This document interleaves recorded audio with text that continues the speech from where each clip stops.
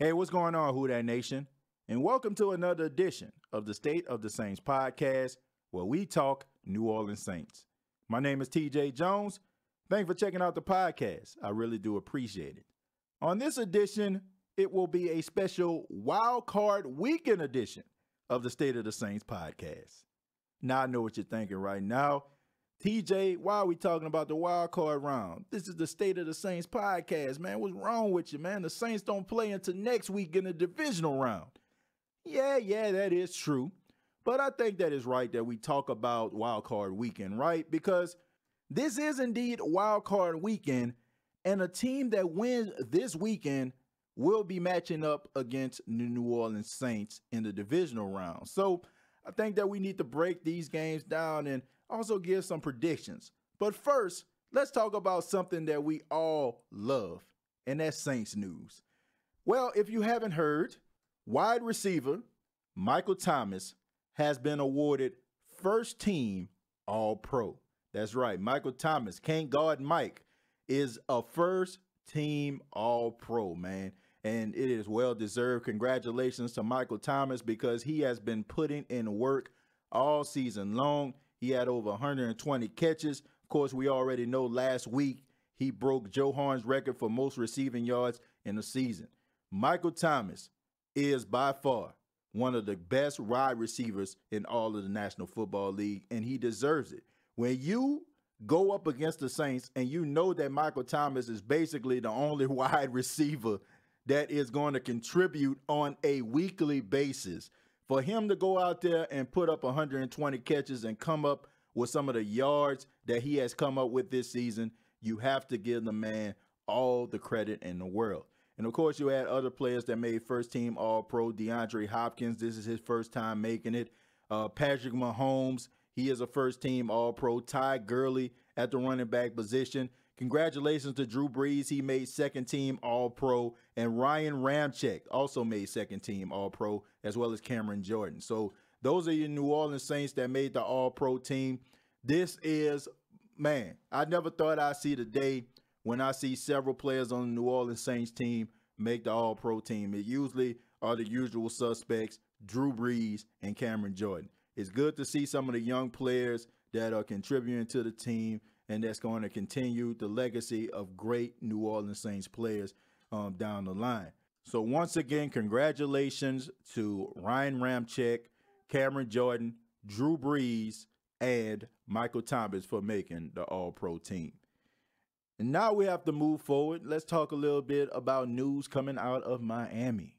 Yes, according to sources, the Miami Dolphins have reached out to the New Orleans Saints to interview defensive coordinator Dennis Allen. Now, Dennis Allen, he does have some head coaching experience. Of course, we know that he left the New Orleans Saints the first time when he was coaching the secondary, and he became the head coach of the Oakland Raiders.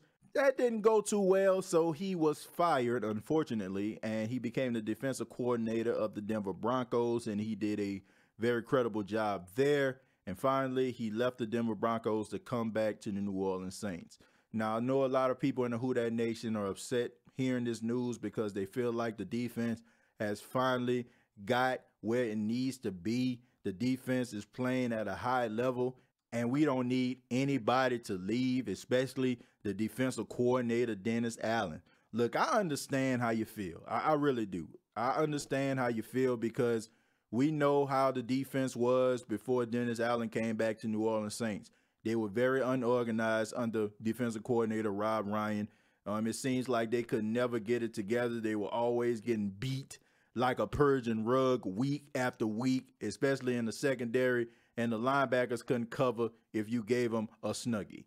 I understand that, but at the same time, you have to be happy for Dennis Allen, and with the success of teams, you know other teams are going to come calling. I mean, it's no exception with the New Orleans Saints. We see this happening year after year with the New England Patriots. We've seen Matt Patricia get opportunity with the Detroit Lions. We've seen other coaches like Eric Mangini get opportunities. So the success of the Saints, that means that people are going to be looking at their coaching staff. I don't know if many of you know this, but the Saints were very, very lucky to keep secondary coach Aaron Glenn, because when Matt Patricia became the head coach of the Detroit Lions, Aaron Glenn was called by the New England Patriots to take over their defense, to become the defensive coordinator and the assistant coach of the team. And Aaron Glenn turned it down, thankfully, and he came back to the New Orleans Saints. And that's another guy you're going to have to be on the lookout for, because Aaron Glenn is doing a remarkable job with the secondary. Be that as it may, I know some people are probably rolling their eyes when I'm saying this because they think that the secondary is probably the weakest part of the defense. But you have to be honest, because Aaron Glenn has given these young players a lot of confidence. Do you remember a couple weeks ago when we were talking about P.J. Williams getting beat? I mean, Patrick Robinson goes down. P.J. Williams goes into the slot, becomes a slot corner, and now we're not even talking about P.J. Williams anymore. I mean, he gave this young man that type of confidence. So don't be surprised if Aaron Glenn gets a coaching job for another team, man. I mean, these guys are really doing remarkable jobs. But back to Dennis Allen. Dennis Allen, if he does become the head coach of the Miami Dolphins, I think that it would be a good look for him. I think that he needs a second chance, and I think that he will take advantage of his second chance. You know, sometimes head coaches don't do good jobs the first time around. I mean, I can think of people like Bill Belichick. I mean, yeah, we look at Bill Belichick as the greatest head coach of all time. Well, some of us do. But before that, I mean, he coached the Cleveland Browns and he got fired. I mean, so we have to look at people like that. You can also look at people like Pete Carroll. Pete Carroll became the head coach of the New York Jets back in the day, and he left the New York Jets after he was fired, and he went to USC, and we know what he did there, bringing people like Reggie Bush and Lindell White and Matt Leinart and you know, Carson Palmer. I mean, he put USC football on a map, and he left USC and became the head coach of the Seattle Seahawks, and now look at him. So sometimes coaches don't do great jobs the first time around. They learn from their mistakes, and it makes them better. So maybe this is the case with Dennis Allen. And I think if the Saints do lose Dennis Allen, I think there's one guy that the Saints need to look at, and that is Todd Bowles. Now, Todd Bowles did get fired by the New York Jets, but before he was the head coach of the Jets, he was a great defensive coordinator. You know, sometimes guys are not fit to be head coaches. That's just not their thing.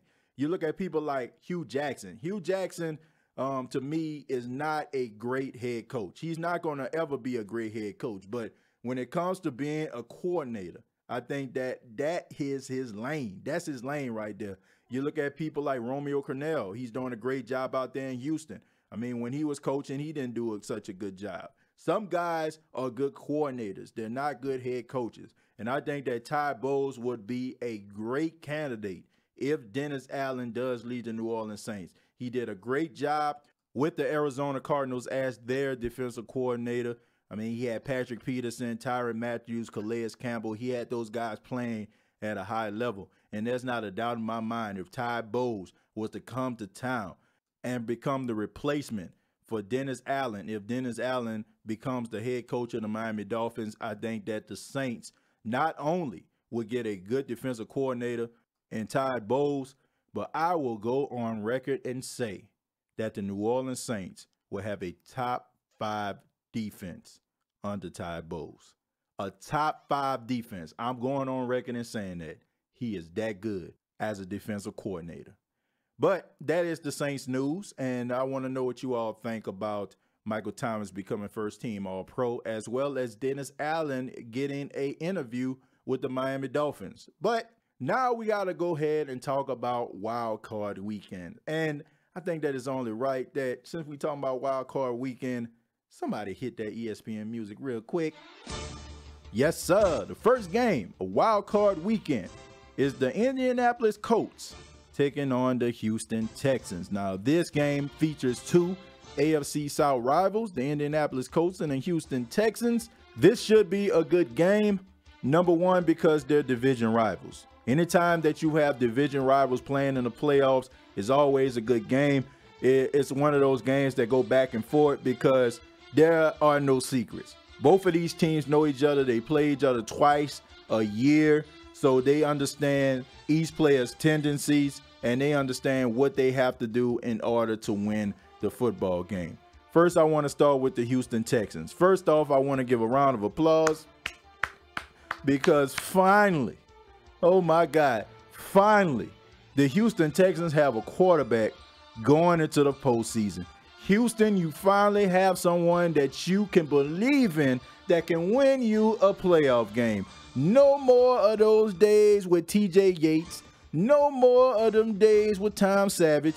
You have a quarterback in Deshaun Watson that you can believe in and you know can win you a football game. Deshaun Watson is a winner. He's been a winner ever since he was at Clemson, and he brought that same type of mind frame to the Houston Texans. They believe in this guy, and they know as a team they can win with this guy at quarterback. They're led by defensive players like J.J. Watt, Jadeveon Clowney, and Whitley Merciless. These three guys on defense, these guys know how to get to the quarterback. They know how to get to the quarterback, and they have been red hot all season. And then you have the Indianapolis Colts. The Indianapolis Colts, who are probably one of the best teams in the National Football League towards the second half of the season. They have been winning games with their defense, and Andrew Luck finally has an offensive line. Andrew Luck understands that he doesn't have to be a fullback. He understands that he takes what the defense gives him. Yeah, he still turns the ball over, but when he scrambles outside the pocket, he's not afraid to slide. Congratulations, Andrew Luck. It took you a couple years and 2 years out of football for you to finally realize that you are not a fullback and your team needs you. The Indianapolis Colts, Houston Texans, who is going to win this game? I'm going to say that the Indianapolis Colts are going to win this game. Number one, I feel like I'm being biased because Andrew Luck, you have to root for a guy like this. This guy's been out of football for 2 years. For 2 years, he has not played football, and it was touch and go. Some people even thought that he wouldn't even play football ever again. A very, very serious injury in his throwing shoulder, man. So for him to come back, he's going to easily be comeback player of the year, in my opinion. I think that Andrew Luck, he turns the ball over, yes. But Andrew Luck, man, one thing that I admire about him is his amnesia at quarterback. This guy can throw 2 interceptions and he act like it didn't even happen. He will go out there. It will not change the way that he throws the football. It will not change the way that he does play the quarterback position. And then they have a running game.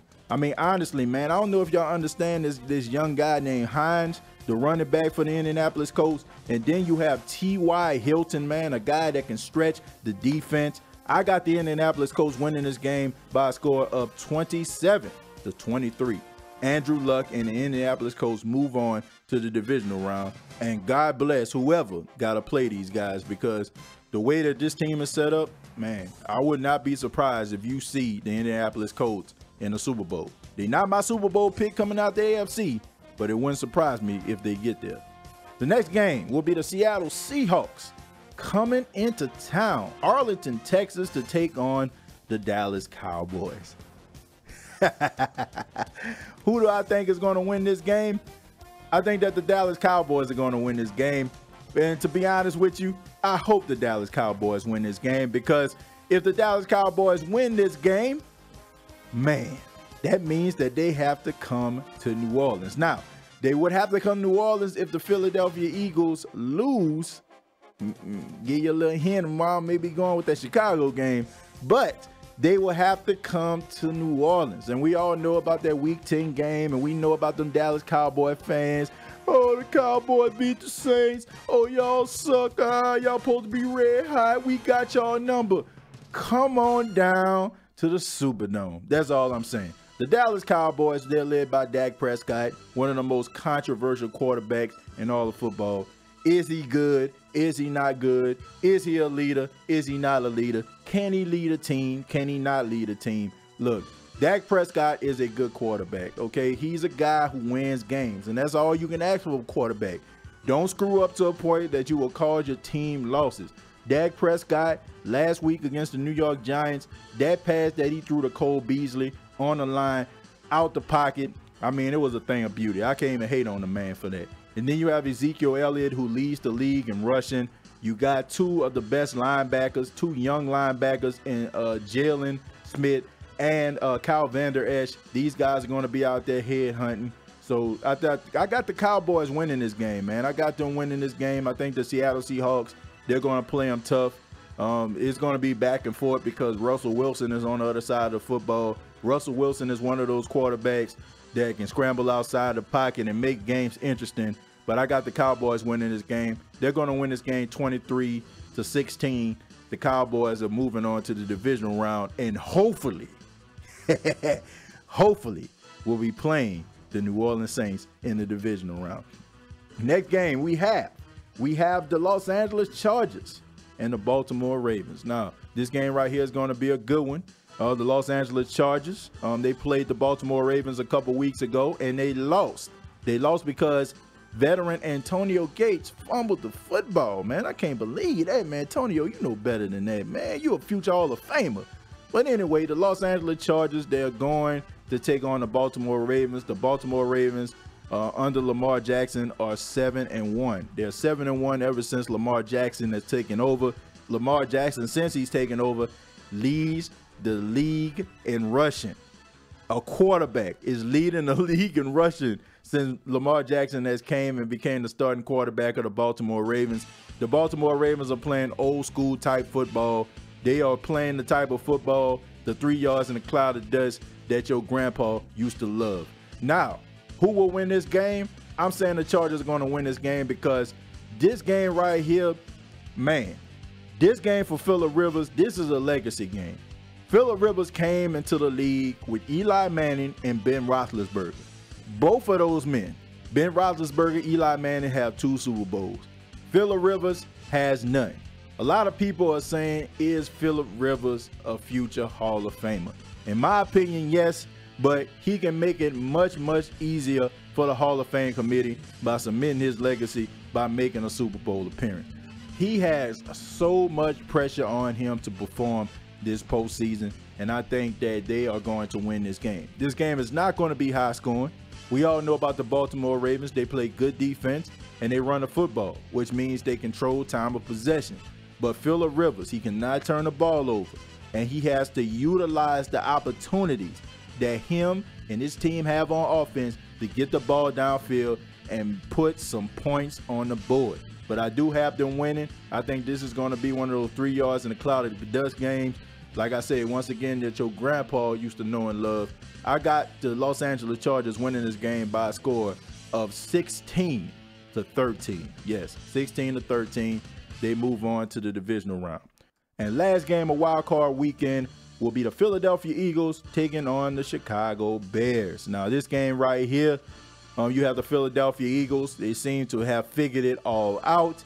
They basically come into the playoff with a lot of momentum, and it's not coming from their starting quarterback, Carson Wentz. It's actually coming from their backup quarterback and Super Bowl MVP, Nick Foles. Nick Foles has this team playing at a high level. We all know about Nick Foles. Nick Foles came in towards the later part of last season, and he brought the Philadelphia Eagles all the way to the Super Bowl. And now he comes in trying to replicate what he did last season. Who is going to win this game? I'm going to go with the Chicago Bears. I think that the Chicago Bears defensively, they do a great job. Defensive coordinator Vic Fangio got this team playing out of their minds defensively. Teams cannot do absolutely nothing offensively playing against this defense. You got Khalil Mack, you got Akeem Hicks, you got Raekwon Smith, you got Kyle Fuller in the secondary. Every single level on the defensive side of the football has a playmaker. And I feel like the clock is going to strike midnight on the Philadelphia Eagles. Man, they struggled throughout the whole entire season. They had injuries in the secondary. I mean, injuries to a point where they had to get guys off the streets. As a matter of fact, I think I seen the secondary coach out in the crowd trying to point to a couple people that look kind of big and bulky and stocky inside the Philadelphia Eagles stadium and see if they can come down there and play it in the secondary. That's how bad things got for the Philadelphia Eagles. But once again, the clock will strike midnight. I don't think they have enough horses in the barn. No, I don't trust Mitchell Trubisky. I do think that he's young, but I think that that defense will be able to make up for the mistakes that Trubisky makes. The Chicago Bears are going to win this game. I got them winning 27-13. the Philadelphia Eagles are going home, and that means that the New Orleans Saints will be taking on the Dallas Cowboys in the divisional round. And that game, my friends in the Who Dat Nation, I cannot wait for. But this has been a special wildcard edition of the State of the Saints podcast. Follow the State of the Saints podcast on YouTube. Go to youtube.com, search the State of the Saints podcast, and subscribe to the channel. Also hit that bell for notifications. Also follow the State of the Saints podcast on Facebook. Go to facebook.com, search the State of the Saints podcast. And previous episodes of the podcast are available on iTunes, iHeartRadio, and Spotify. Till next time, all I have to say is, who dat?